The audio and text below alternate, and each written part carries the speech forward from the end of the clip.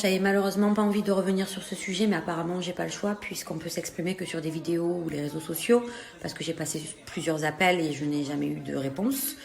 Enfin bref, d'ailleurs Bastien, merci beaucoup pour ton invitation, merci pour l'attention que tu me portes, mais ça ne m'intéresse pas du tout. Déjà pour commencer, apparemment d'après tes dires, je suis hypocrite et menteuse. Souviens-toi aussi que tu avais eu un litige avec Magali où tu l'avais descendu énormément, j'avais pris sa défense d'ailleurs. Et apparemment, tout s'est arrangé entre vous. Je suis contente, mais c'est pas pour autant que je t'insulte d'hypocrite.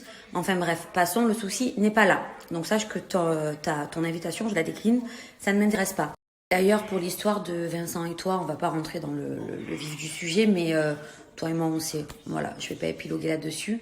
C'est pas grave, passons, c'est du passé. Pour revenir au sujet de Magali Berda, du texte en fait que j'ai reposté, qui venait d'Aquababe, j'ai reposté juste la partie en fait qui me concerne où il y a mon nom d'écrit, d'accord? Moi, sa vie privée ne m'intéresse pas et je m'en fous totalement.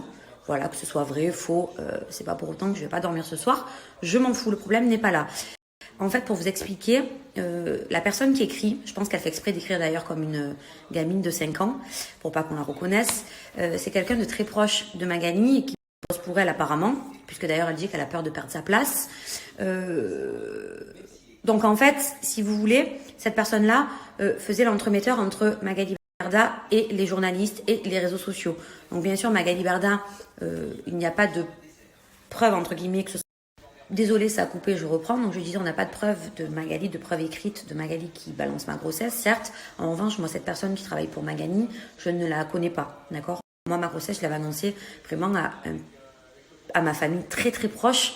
Personne n'était au courant. Magali, comme je vous dis, était l'une des premières, la première d'ailleurs même, je crois, par rapport au boulot qu'on faisait ensemble. Il y a aussi des candidats qui partaient à l'époque dans Les Anges qui ont su ma grossesse et qui m'ont dit que c'était Magali. D'autres candidats qui n'ont pas fait télé qui m'ont dit que c'était Magali. Mais j'avais pas de preuves écrites en soi et je ne savais pas d'où ça venait par rapport aux journalistes. Parce que je me suis fait, comme je vous dis, harceler moi aussi sur les réseaux sociaux. Les journalistes ont été très sympas parce que j'ai nié, mais j'ai reçu beaucoup de messages pendant un moment où on me disait tu es enceinte, tu veux pas nous le dire, on va prier pour que ton enfant meure dans ton ventre. Donc oui, moi aussi j'en ai pleuré, moi aussi j'en ai souffert. Après c'est les réseaux sociaux, les gens sont pas forcément très gentils, on passe tous par là. Je suis au courant de tout ça depuis un bon moment, donc depuis le début de ma grossesse, comme je vous dis, 1 mois et demi. C'est pas pour autant que je me suis plainte sur les réseaux sociaux, et pourtant Dieu seul sait que j'en ai souffert.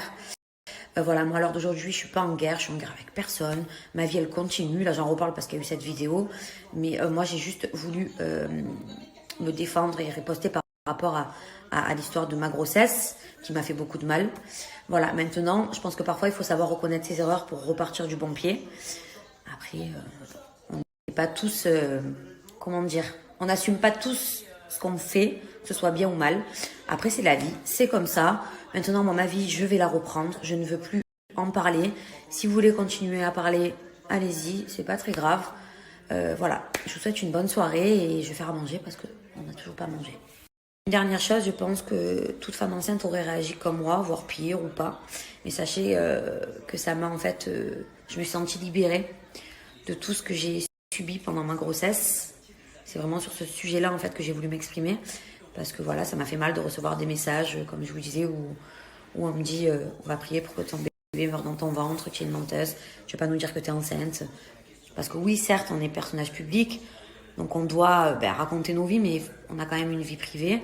Et moi, pendant 1 mois et demi, en fait, à cause de ça, du coup, j'ai eu beaucoup de choses négatives et de choses méchantes par message, pardon, je bégaye, qui m'ont fait du mal.